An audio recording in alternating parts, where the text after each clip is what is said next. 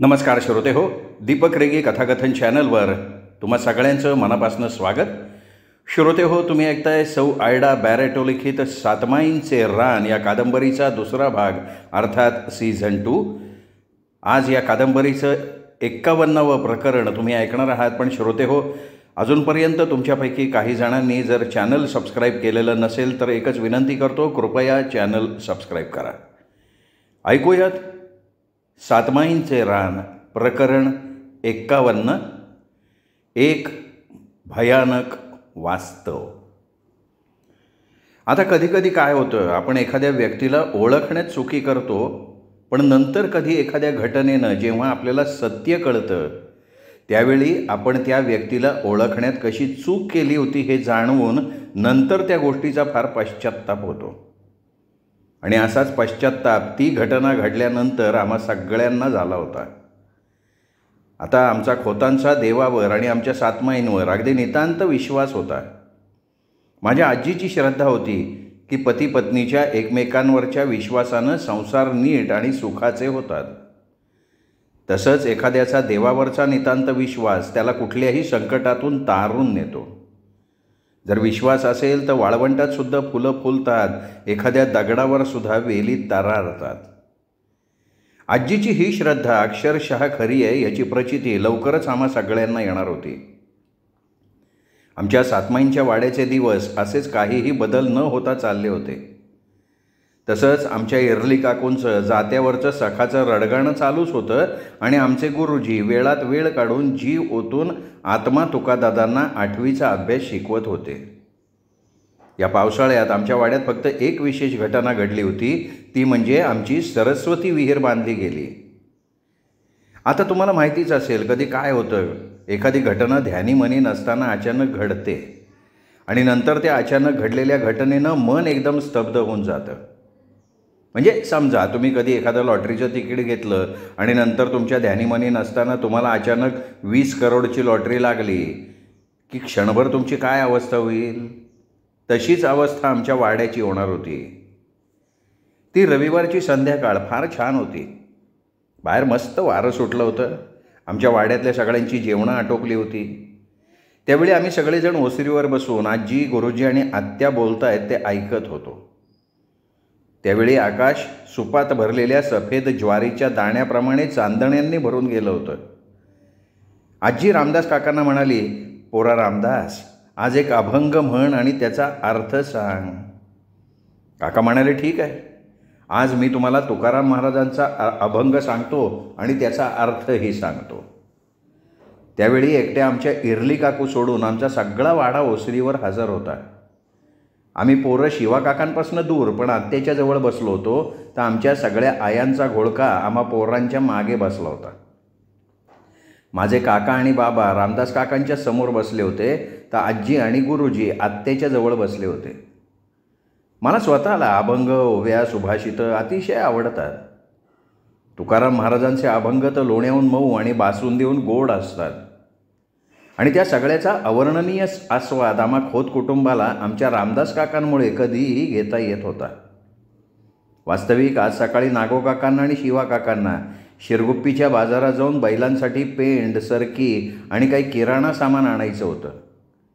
पण काय झालं होतं, सकाळी उठल्या उठल्या इरली काकूंनी सखा सखा करत रडून इतका गोंधळ घातला की शेवटी त्यांना उलट्या होऊन चक्कर आली. त्यामुळे सकाळी आमचा वाडा एकदम शांत झाला होता. या इरली काकूंच्या गोंधळामुळे नागो काका आणि शिवा काकांनी उद्या शिरगुप्पीला जाण्याचं ठरवलं. इरली काकूंच्या त्या अविवेकी वागण्याचा आम्हा सगळ्यांच्या मनावर ताण आला होता, विशेषतः आमच्या रामदास काकांच्या मनावर. अशा वेळी जर त्यांनी एखाद्या अभंगात आपलं मन रिझवलं की त्यांना नंतर फार हलकं वाटतं हे आजीला माहिती होतं. म्हणून तिने मुद्दाम आज काकांना एखादा अभंग म्हणून त्याचा अर्थ सांगण्याचा आग्रह केलेला होता. आम्ही सगळेजण शांत बसून काकांकडे बघत असताना एकदा सर्वांवरनं नजर फिरवून ते मोठ्यांदा म्हणाले, आज मी तुम्हाला नियती म्हणजे काय हे सांगणार आहे, म्हणजे आपण ती समजावून घेऊ. आज या नियतीला अनेक नाव आहेत. कोणी तिला दैव म्हणतात, तर कोणी तिला नशिबाची उपमा देतात, तर काही जण तिला विधी लिखित असंही म्हणतात. अशी ही नियती म्हणजे खरी काय आहे असा प्रश्न तुम्हाला पडला असेल तर नियती म्हणजे निसर्गातल्या चांगल्या आणि वाईट चैतन्य शक्तीला प्रत्येक मनुष्य आपल्या चांगल्या किंवा वाईट कर्माद्वारे गती देत असतो आणि त्याच्या गतीतनं त्याला चांगलं किंवा वाईट फळ मिळतं आणि त्या चांगल्या किंवा वाईट परिणामाला नियती असं म्हटलं जातं. तसं या नियतीचं चांगलं वाईट फळ प्रत्येक व्यक्तीला त्याच्या तशा कर्माद्वारे मिळत असतं. चांगल्या कर्माचं फळ चांगलं असतं तर वाईट कर्माचं फळ वाईटच असतं. आता त्याचं एक सोपं उदाहरण म्हणजे एखाद्या विद्यार्थ्यानं चांगला अभ्यास केला की त्याचं फळ म्हणजे तो पास होतो आणि एखाद्या विद्यार्थ्यानं चांगला अभ्यास केला नाही की त्याचं फळ म्हणून तो नापास होतो.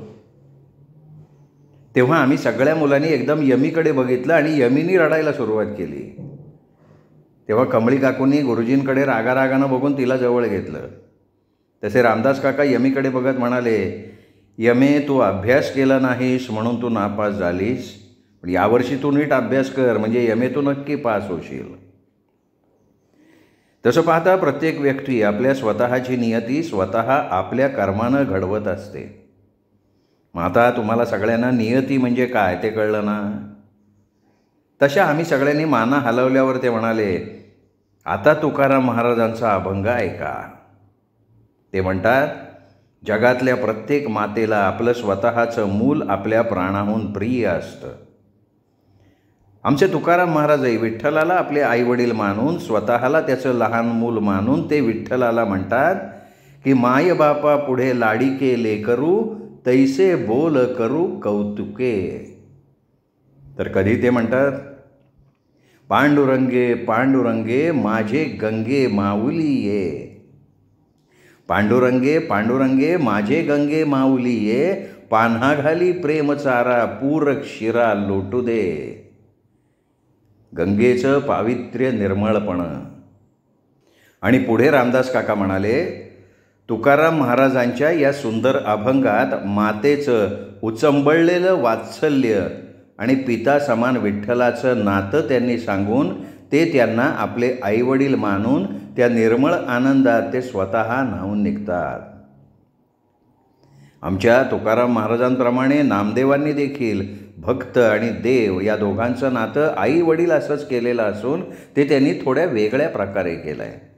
नामदेव महाराज म्हणतात, अगे तू माऊली संतांची सावली, अगे तू माऊली संताची सावली, आठवीत घाली प्रेम पान्हा. तर आमचे ज्ञानेश्वर महाराज म्हणतात, तू वल्लभ मी कांतू. म्हणजे या सगळ्या संतांनी देवांना आईवडील मानून स्वतःला त्यांचं लेकरू मानलं आहे. त्यामुळे काय होतं, आईची नजर जशी नेहमी आपल्या लेकरावर खेळलेली असते तशी देवाची नजर आपल्या भक्तावर खेळलेली असते. आई वडील आणि लहान मूल यांचं नातं निष्पाप आणि सर्वश्रेष्ठ असतं. त्यानंतर काका एकदम भावनेनं व्याकुळ होऊन म्हणाले, एखाद्या निष्पाप लहान बालकाला आपण इथे तिथे उडी मारल्यानंतर आपल्याला लागेल हा विचार त्याच्या मनात येत नाही, पण हा विचार त्याची आई पहिल्यांदा करते. म्हणजे ती विचार करते आपल्या चिमुकल्यानं किती वेगानं धावावं, त्याला आपण किती मायेनं हृदयाशी कवटाळावं, आपलं लेकरू कुठे पडेल का, त्याला लागेल का, ही सर्व काळजी त्या लेकराच्या आईला असते. कारण ज्या लेकराची ती एवढी काळजी करते त्या लेकराला स्वतःबद्दल कसली काळजी नसते, कारण ते लेकरू त्याला सांभाळणाऱ्या आपल्या मातेवर निर्भर असतं. काहीही झालं तरी आपली आई आपल्याला सांभाळेल हा एक विश्वास त्या लेकराला असतो. आम्हा सगळ्यांना त्यावेळी जाणवलं की रामदास काका मुद्दाम हा अभंग इरली काकूंसाठी सांगतायत. कारण त्यावेळी आम्हा सगळ्यांना माहिती होतं इरली काकू दारा आड बसून हे अभंग ऐकतायत. रामदास काका पुढे म्हणाले, म्हणूनच आमचे निळोबा राया म्हणतात, प्रेम भाते तुम्हा हाती आम्ही नेणती भुकेलो. त्यावेळी काका भक्त आणि परमेश्वर यांचं नातं कसं लेकरू आणि आईवडील ह्याचं असतं हे सांगण्यात आणि आम्ही ऐकण्यात तल्लीन झालेलो होतो. नंतर काका आपल्या खोलीच्या दाराकडे बघत जरा जोरात म्हणाले, ईश्वर एखादं लेकरू कोणाच्या झोळीत घालतो, पण नंतर त्याला ते फार आवडलं तर तो त्याला पुन्हा आपल्याकडे नेतो. आणि कोणाला जन्माला घालणं तसंच कोणाला पुन्हा आपल्याकडे नेणं, ही सगळी जन्ममृत्यूची अथांग ईश्वर लीला असते. त्यामुळे कोणालाही त्याबद्दल दोषी ठरवणं सर्वस्वी अयोग्य आहे. उलट त्यांनी दिलं आणि त्यांनीच नेलं असं मानूनही नंतर त्याबद्दल व्यर्थ शोक करत बसणं हा तर शुद्ध मूर्खपणा आहे. तसंच आपलं लेकरू ह्याच्या त्याच्यामुळे गेलं असं म्हणत स्वतःला आणि दुसऱ्याला सुद्धा जो कष्ट देतो तो अपराध करतो आणि ते सगळं ईश्वरी संकेताच्या विरुद्ध आहे. तसं बघता या नश्वर जगात कोणी किती वेळ राहावं हे फक्त ईश्वर ठरवतो, ते कोणा माणसाच्या हातात नाही. ज्याचं त्याचं प्राक्तन अगोदर ठरलेलं असतं. आता जाणारा शांतपणे निघून जातो, परंतु नंतर त्या जाणाऱ्याबद्दल शोक करत स्वतःला झिजवत राहणं हा शहाणपणा ठरत नाही आणि हे काही माणसांना कळत नाही. आपल्या या मूर्खपणामुळे इतरांना किती त्रास होतो याचा विचारसुद्धा न करणं हा सगळ्यात मोठा मूर्खपणा आहे. त्यामुळे गेलेला कधी परत येणार नाही. उलट तशानं आपण असलेल्यांना गमावून बसू एवढं सुद्धा दुःख करणाऱ्याच्या लक्षात येत नाही आणि हे सगळ्यात मोठं दुर्दैव आहे आणि ते काही माणसांना कळत नाही. आमचे रामदास काका असं म्हणत होते की आमच्या इरली काकू तीरासारख्या पळत बाहेर आल्या तेव्हा त्यांचा अवतार इतका भयंकर झाला होता. त्यांचे डोळे रडून रडून अगदी गुंजीसारखे लालभडक झाले होते. केसाचा आंबाडा सुटून त्यांचं पातळ केस ते मोकळेच होते. एखाद्या वेड्यासारख्या त्या दिसत होत्या. इरली काकू आतून पळत पळत आम्हा पोरांना बाजूला करत रामदास काकांच्या जवळ गेल्या आणि एकदम खाली बसून त्यांचे पाय धरून किंचाळल्या, थांबवा तुमचं हे कीर्तन, थांबवा. आणखीन ते ऐकायची शक्ती नाही आहे. माझ्या सखाला का मी सांभाळलं नव्हतं? तो पडेल, त्याला लागेल म्हणून का मी त्याची चिंता केली नव्हती? तुम्ही आत्ताच म्हणालात ना, देव देतो देव नेतो. मग हा जर ईश्वरी संकेत असेल तर तो माझ्या त्या लहानग्याला का छळतोय? आणि त्या एकदम उभ्या राहून आपल्या दाराकडे बोट दाखवत वेड्यासारख्या किंचाळल्या, अहो तुमच्या सखाला देवानं नेलंय असं तुम्ही म्हणता तर ऐका, तुम्ही सगळेजण ऐका ऐका. माझा तुमच्या सगळ्यांचा लाडका सखा भूत होऊन त्या माझघरातल्या दाराजवळच्या कोपऱ्यात अडकून बसून मला सतत छळतोय. मला तो रोज इथे तिथे दिसतो. आत्तासुद्धा रडत तो तिथे उभा आहे. अहो तो सारखा रडत मला म्हणतो, आये तू मला सातमाईंच्या पारावर का नाही घातलं? बघ, त्यांच्या रक्षणाचा पदर माझ्यावर नसल्यामुळे मी इथे गच्च अंधारात गुदमरतोय. मला इथे फार भीती वाटतेय. तर आई तू मला इथनं बाहेर काढ. बाबांना काकांना नाही तर काकूला सांग, पण मला बाहेर काढ. नाही तर आजीला आत्याला सांग, त्या मला बाहेर काढतील. आणि आम्ही हे अहिल्याची शिळाहून ऐकत असताना त्या आपल्या डोक्यावर थडा थडा मारत पाय आपटत किंचाळल्या, अहो आता तो माझ्याजवळ येऊन म्हणतो की आहे मला भूक लागली आहे, मला आत्याला भरवायला सांग की गं. मला खूप तहान लागली आहे तर मला मंगी काकू नाही तर शेवंती काकूंकडनं दह्यात साखर घालून खायची आहे. आणि आये मला आजीच्या मांडीवर बसून सरस्वती, सगुणा, यमी, चिंगी, मुरली, मंगी आणि यशाबरोबर खेळायचं आहे. मला तातूदादा बेचकी करून देणार होता. अहो तो मला सतत म्हणतो की आये मला या अंधारातनं लवकर बाहेर काढ, मला माझ्या भावंडांच्या बरोबर खेळायचं आहे, बाबांच्या काकांच्या खांद्यावर बसून उंच व्हायचं आहे. इरली काकू मोठ्यानं किंचाळत म्हणाल्या, अहो सखा मला सतत असं म्हणून तळमळत रडत राहतो. तेव्हा पाषाण झालेल्या आम्हा सगळ्यांना ते इरली काकूंचं लहान मुलासारखं रडणं आठवलं होतं.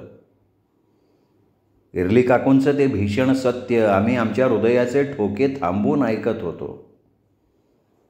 नंतर ती फार चांगली आई म्हणाली, अहो मी तुम्हा सगळ्यांना कसं सांगू, माझं पोर भूत होऊन त्या अंधारा कोपऱ्यात अडकून बसलंय. त्यात आता तो दिवसेंदिवस उग्र होत चाललाय. तो आता मला म्हणतो, आये तू मला बाहेर नाही काढलं तर मी वाड्यातला एक एक पोराला माझ्याकडे खेळायला घेऊन जाईन. आणि नंतर मी घाबरले हो. अहो त्याला मी तुमच्या नकळत जेवण ठेवते, पाणी ठेवते, पण त्याला ते खाता पिता येत नाही. तो फक्त मला रात्रंदिवस रडत म्हणतो, आये मला या अंधारातनं बाहेर काढ, मला भीती वाटते इथे. आणि आता वाड्याच्या पोराच्या रक्षणासाठी मला इथनं जायचं आहे. आपण इथनं गेलो की नंतर सखाही इथनं निघून जाईल हो. तेव्हा इरली काकू जमिनीवर बसून हात आपटून रडत माझ्या आजीकडे बघून म्हणाली, आये आनंदे, माझं पोर भूत झालंय. तो भूत होऊन बसलाय. आये काय करू ग मी? मला त्याला तसं बघवत नाही. मी सातमाईंना सांगितलं आहे, जोपर्यंत तुम्ही माझ्या सखाला त्या अंधारातनं बाहेर काढणार नाही तोपर्यंत मी कधी तुमच्या पारावर येणार नाही किंवा तुमच्या वाड्यात राहणार नाही. पण मी ह्यांच्या आणि पोरांशिवाय जाऊसुद्धा शकत नाही. उद्या सखानं आत्म्या तुकाला किंवा यांना काही केलं तर? आहे आता मी सगळं सत्य सांगितलंय. बघा बघा, नीट कान लावून ऐका. सखा तिथे वेवळतोय, रडतोय. आणि नंतर आश्चर्य म्हणजे आता इरली काकू आपलं नेहमीचं रडणं थांबून गप्प उभ्या होत्या. आणि देवा, खरंच त्या इरली काकूच्या माझघरातल्या त्या कोपऱ्यातनं सखाचं ते मंद रडणं आणि आये मला बाहेर काढ असं पुटपुटणं आम्ही सगळ्यांनी ऐकलं. देवा, तो आमच्या सखाचाच आवाज होता. त्या आवाजात आणि रडण्यात इतकी व्याकुळता भरली होती की आमच्या सगळ्यांच्या अंगावर काटा उभा राहिला होता. इरली काकू पुन्हा रडत म्हणाल्या की अहो, सखा अडकलाय, त्याला मोक्ष पाहिजे. तो म्हणतो, आये तू इथे असेपर्यंत मी इथेच राहणार. आणि काकू हात जोडून रामदास काकांना म्हणाल्या, अहो म्हणून मला तुम्हाला आणि पोरांना इथनं घेऊन जायचं आहे. सखा भूत झाल्यामुळे जर तुका आत्मा चिकोडीला गेले आणि सखानं त्यांना काही केलं तर? म्हणून मला कोल्हापूरला त्यांच्या माझ्या डोळ्यांसमोर ठेवायचं आहे. हे सगळं भयानक ऐकून आमचे रामदास काका एकदम उभे राहिले आणि म्हणाले, इरले, हे सगळं आबांना माहिती आहे? इरली काकू रडत म्हणाल्या, नाही हो, मी हे कसं माझ्या तोंडाने सगळ्यांना सांगू की माझं पोर भूत झालंय. त्याचं ते भूत मला रात्रंदिवस छळतंय, कसं सांगू? अहो, आपण इथनं गेलो की त्याला आराकाकांसारखंच या खोलीत कायमचं बंद करून टाकू. त्याच्याशिवाय मी काय करू शकणार हो आणखीन? आणि एकदम रामदास काकांनी इरली काकूंना आपल्याजवळ घट्ट धरून ठेवलं. तशा त्या रडत रडत म्हणाल्या, अहो माझा सखा वाईट नाही आहे हो, पण त्याच्यावर सातमाईंचा पदर नव्हता म्हणून तो गेला. मला सातमाईंनी शिक्षा दिली. तरी तुम्ही सांगा, आता मी त्याला असं घालवून ती शिक्षा भोगली, मग निदान त्यांनी त्याची सुटका करून त्याला मोक्ष द्यायला नको का हो? आणि त्या क्षणी आजीला वाटलं, सातमाई म्हणाल्या होत्या सखा परत येणार आहे, म्हणजे तो असा भूत होऊन येणार होता. आजी या विचारात असताना इरली काकू पुन्हा म्हणाल्या, अहो त्याचं गुपित मी फक्त माझ्याजवळ ठेवलं होतं, कारण जर त्याचं गुपित मी वाड्याला सांगितलं तर तो सगळ्यांच्या उघडपणे समोर येईल.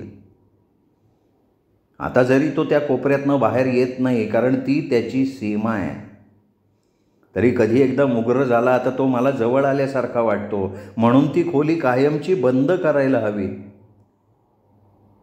तुम्ही आज जे अभंग सांगितले ना, त्यामुळे भान हरपून मी तुम्हाला हे सगळं सांगितलं हो. आणि इरली काकू असं म्हणत असताना एकदम आम्हाला ऐकू आलं, सखा भेसूरपणे रडत म्हणत होता, बा आजे, आत्या, शेवंता काकू, मला इथनं बाहेर काढा. शिवा काका, मंगी काकू, मला लवकर बाहेर काढा. अगं सरस्वते, मला उचलून कमरेवर घे की ग. आणि आमचा सगळा वाडा हमशी रडायला लागला. आज आम्हाला एक भयानक सत्य प्रत्यक्षात जाणवलं होतं. इरली काकूंचं ते माझघर आमच्या गोड सखानं झपाटलं होतं. मला माझ्या सखाचं ते माझ्या नावानं त्याला कमरेवर घे असं सांगणं इतकं दुखावून गेलं. आमचा वाडा आजीबरोबर रडत होता. नेहमी प्रत्येक प्रसंगाला धीटपणे तोंड देणारी माझी आजी आज सखाबद्दल हे भलतंच ऐकून पार थंड झाली. नंतर आम्ही ते पाहिलं. इरली काकूंनी काकांपासून दूर होत हलकेच आपला पदर वर सरकवला देवा, तिच्या पोटाला मधोमध सखानं तिला चावलेली जखम अजून ओली होती. आणि इरली काकू घाईघाईत म्हणाल्या, अहो अहो सखा बाहेर यायच्या आत मला जायला हवं. आणि त्या पळत माझघरात गेला तेव्हा सगळा वाडा त्या गेल्या त्या दिशेनं शून्य होऊन बघत राहिला होता. आम्हा सगळ्यांना आज विलक्षण धक्का बसला होता. आमच्या चांगल्या इरली काकूंच्या त्या विक्षिप्त वागण्याच्या भयंकर सत्यानं आम्हा सगळ्यांना स्तंभित केलं होतं. तर आमचे 3 थोर व्यक्तींचे आदर्श पाळणारे गुरुजी आता रामारामा शिवा करत डोक्याला हात लावून आपल्या चष्म्याच्या भिंगातनं इरली काकूंच्या खोलीकडे बघत बसले होते. त्यावेळी त्यांच्या डोळ्यातूनही अश्रू वाहत होते. नंतर ते भरल्या डोळ्यानं हलकेच पुटपुटले, अगे तू माऊली संताची सावली, आठविता घाली प्रेम पान्हा. आम्हा कोणालाही इरली काकूंच्या ह्या मनस्थितीची कल्पना येत नव्हती. बिचाऱ्या इरली काकू आपल्या पोराचं ते भूत अवस्थेतलं तळमळणं सहन करत वेड्यागत झाल्या होत्या. आता या घटनेला बरीच वर्ष होऊन गेली तरी कधी मला ती घटना आठवली की वाटतं की या सगळ्या घटनेत दोष कोणाचा होता. सखाला वाड्याच्या नियमाप्रमाणे त्याला सातमाईंच्या पायावर घातलं नाही हा इरली काकूंचा दोष होता का सखाच्या अल्प आयुष्याचा दोष होता का मी आणि सगुणींनी त्याला त्या दिवशी कालिया नदीवर खेळायला नेलं त्यामुळे हे घडलं. मला आजसुद्धा त्याचं उत्तर मिळालेलं नाही. जर ते उत्तर तुम्हाला माहिती असेल तर मला कळवा, म्हणजे निदान माझ्या मनाला शांती मिळेल. आमच्या लहानशा सखानं इरली काकूंचं ते माझघर झपाटलेलं होतं आणि एका आईनं आपल्या पोराचं ते झपाटणं सगळ्यांपासून लपवून ठेवलं होतं. तोच मी विचार करत असताना मला अचानक वाटलं की आमचा सखा किती लहान होता. त्या आमच्या गोड लहानशा सखाला झपाटा म्हणणं मला अत्यंत दुःख देऊन गेलं होतं. आणि तसंही त्याला झपाटा म्हणणं आम्हाला कोणाला आवडलं नसतं. इरली काकू तर त्याची आई होती आणि एखाद्या आईनं आपल्या मुलासाठी जसं वागावं तशाच त्या वागल्या होत्या.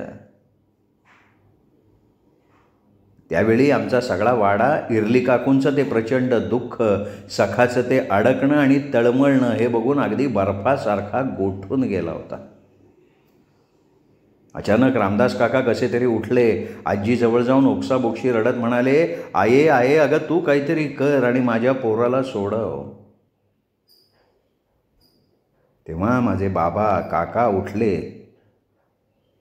रामदास काकांना धरून धो धो रडायला लागले. आमची आत्या, आमचा तातू जमिनीवर हात मारून सखा सखा करून रडायला लागले. त्यावेळी मला रडताना अचानक जाणवलं, ज्यावेळी आमचा सखा गेला होता तेव्हा त्याचं ते थंड प्रेत बघून आम्ही जसे सखा सखा करून रडत होतो अगदी तसंच आत्ताही आमचा वाडा सखा सखा करून रडत होता. मला तो सखाचा मृत्यू आठवून इतकं कसं तरीच झालं की मी पळत मोरीत गेले आणि बका बका ओकले. आमचा सगळा वाडा बराच वेळ रडत होता. तेव्हा मध्येच माझी गोठलेली आजी कसं तरी लटपटत हळूहळू उठली, इरली काकूंच्या माझघराकडे निघाली.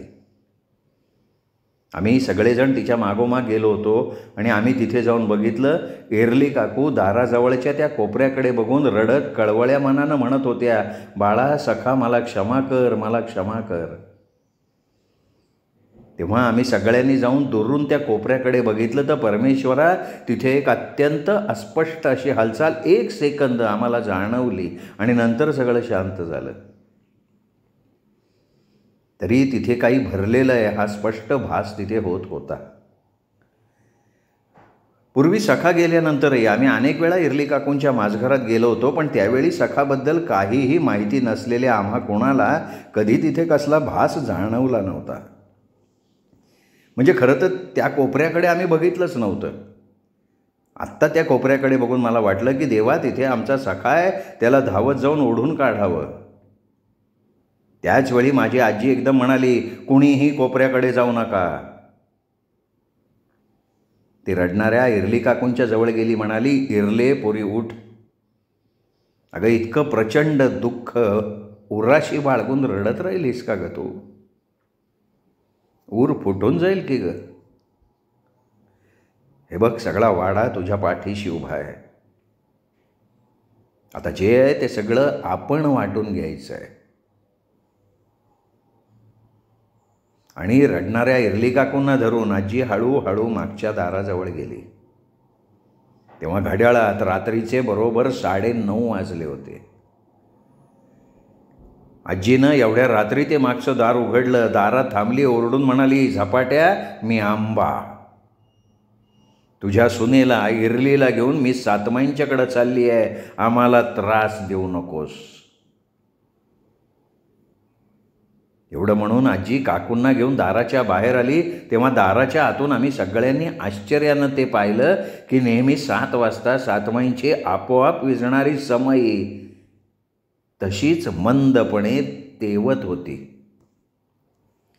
जणू आज इरली काकूंना आजी आपल्या पायावर आणणार आहे हे त्यांना अगोदरच माहिती असून त्या आज न झोपता जाग्याच असाव्यात. आजीनं भराभरा इरली काकूंना त्या सातमाईंच्या पारावर लोटून अत्यंत संतापानं ती ओरडली, सातमायांनो, तुम्ही मेले आहेत का जिवंत आहात? हा सातमाईंचा वाडा आणि त्यातली माणसं तुमची आहेत. माझ्या सगळ्या सुनांनी आपली पोरं बाळं तुमच्या पायाशी घालून तुमच्या रक्षणाचा पदर त्यांच्यावर घातला. फक्त सखाच्या वेळी इरलीला टाके पडल्यामुळे तिला दवाखान्यात राहायला लागलं होतं आणि ती त्या सखाला तुमच्या पायावर घालायला चुकली. तसंच तुमच्या पारावर त्याचं बारसं नंतर झालं. ते सगळं तुमच्या नियमाविरुद्ध घडलं होतं हे मी कबूल करतेय. त्याची शिक्षा म्हणून तुम्ही नंतर सखाला सांभाळलं नाही, ठीक आहे. तुम्हाला न शोभणारी शिक्षा तुम्ही इरलीला दिलीत. पण मी तुम्हाला आज विचारतेय की आपलं लेकरू चुकलं म्हणून आई त्याला मारून टाकते का सांभाळून घेते त्याला? अगं, तुमच्यावर माझ्या वाड्याचा एखाद्या आईवर असावा इतका नितांत विश्वास आहे.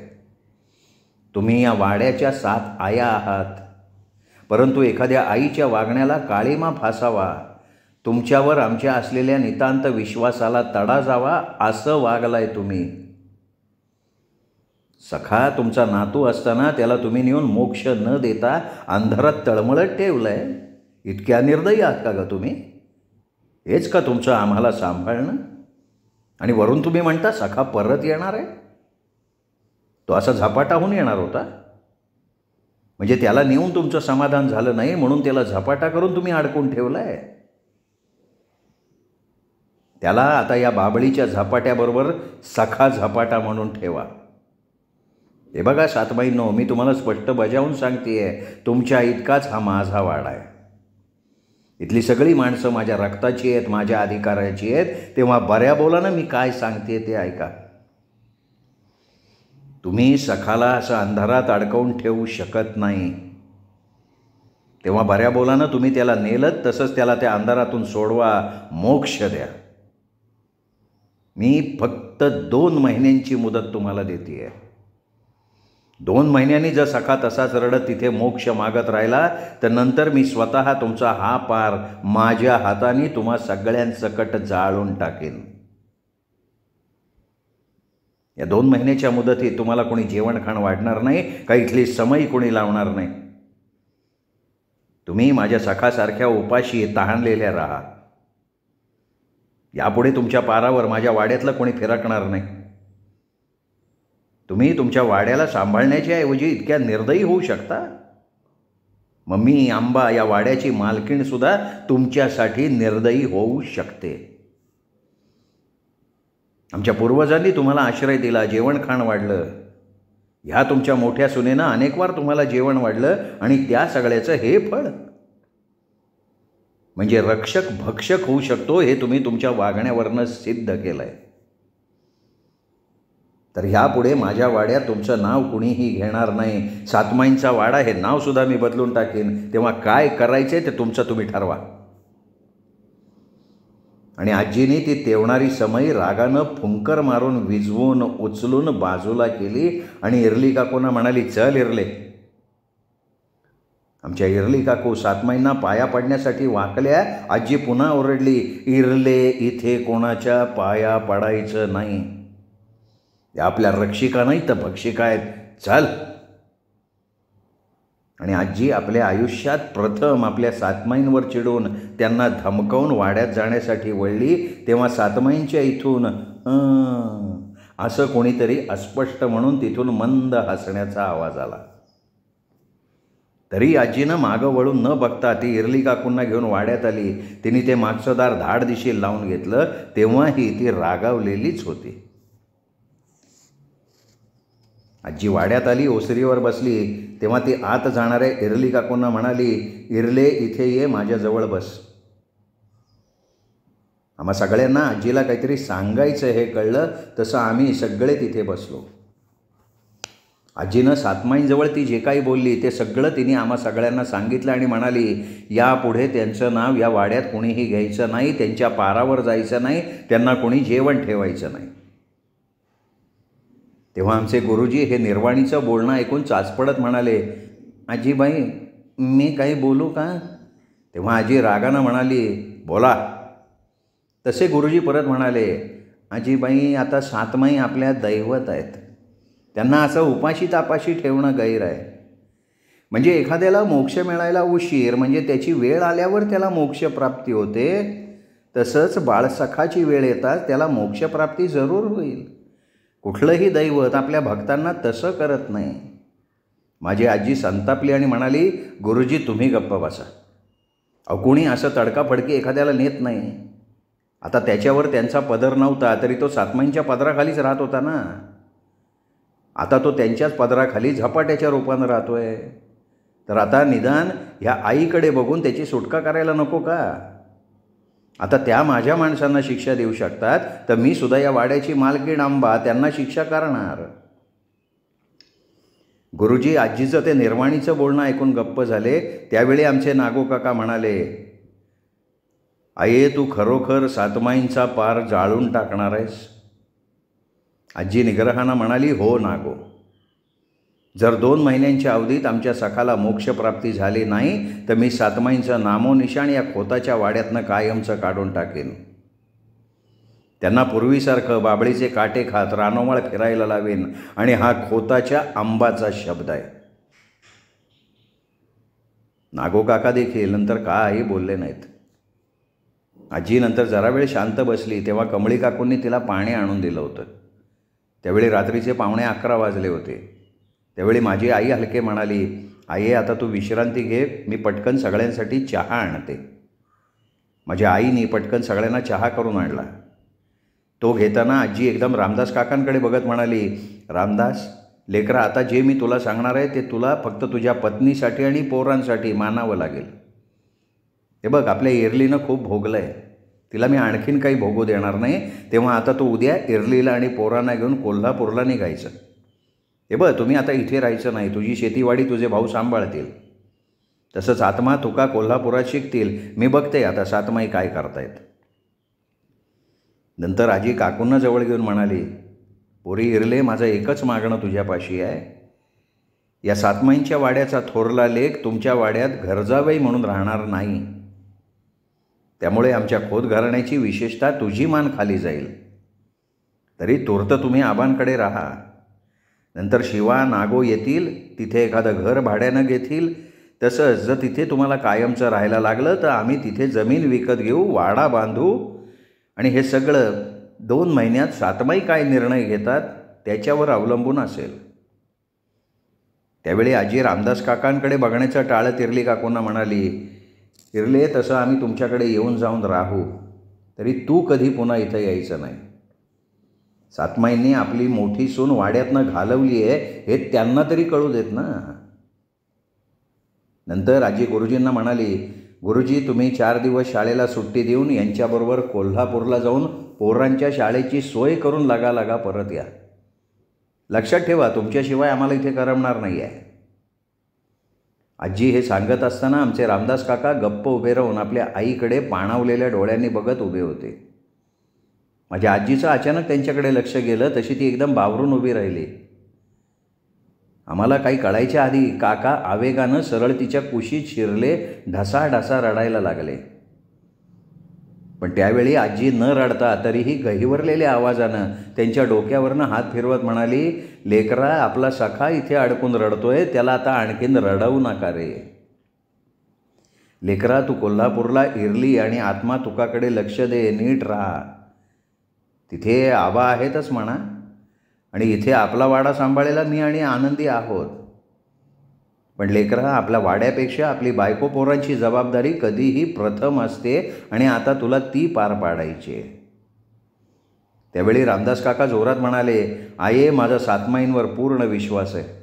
मी त्यांना, तुला, आनंदीला आणि ह्या सगळ्या वाड्याला सोडून राहू शकत नाही हे त्यांना माहिती आहे आणि माझा त्यांच्यावर विश्वास आहे. कारण आहे, जिथे श्रद्धा आहे तिथे विश्वास आहे, जिथे विश्वास आहे तिथे सातमाई आहेत आणि जिथे सातमाई आहेत तिथे काहीही घडू शकतं. आई, ह्याच एका विश्वासावर मी इथून जाणार आहे परत येण्यासाठी. तेव्हा आजी खेदानं काकांना म्हणाली होती, पोरा, माझासुद्धा त्यांच्यावर फार विश्वास होता, पण आता त्यांच्या त्या निर्दयी वागण्यानं तो कोलमडून पडला रे. आता एक तर त्या असतील, नाही तर मी असेन, आणि त्यांना काहीतरी निर्णय घेऊन सखाला सोडवावं लागेल. त्यावेळी इरली काकूंनी एकदम आजीचे पाय धरले. तेव्हा आमचे गुरुजी हळूहळू उठून इरली काकूंकडे गेले. इरली काकू उठून उभ्या राहिल्या. गुरुजी त्यांच्या डोक्यावरनं हात फिरवत म्हणाले, मुली, तुझं मी दुःख जाणतो. जर इथे ह्या वेळेला विनोबा भावे, महात्मा गांधी आणि टिळक असते तर त्यांनीसुद्धा तुझं दुःख जाणलं असतं, कारण त्या सगळ्यांनी मिळून आपल्या देशासाठी दुःख भोगलं होतं. पण आत्ता मला या क्षणी वाटतंय पोरी की त्या सगळ्यांपेक्षा तू श्रेष्ठ आहेस. कारण आपल्या लहानग्याला कोणी भूत म्हणून नावं ठेवू नयेत म्हणून तू आज इतके दिवस आपलं दुःख एकटीनं उराशी बाळगलंस आणि भोगलंस. धन्य आहे तुझी. बाळे, तुझ्यासारख्या शूर मातेमुळे महाराष्ट्राला शिवाजी महाराजांसारखं दुर्मिळ रत्न मिळालं. धन्य आहात तुम्ही माऊल्या. तरी पोरी, आत्ता तू अभंग ऐकलास ना?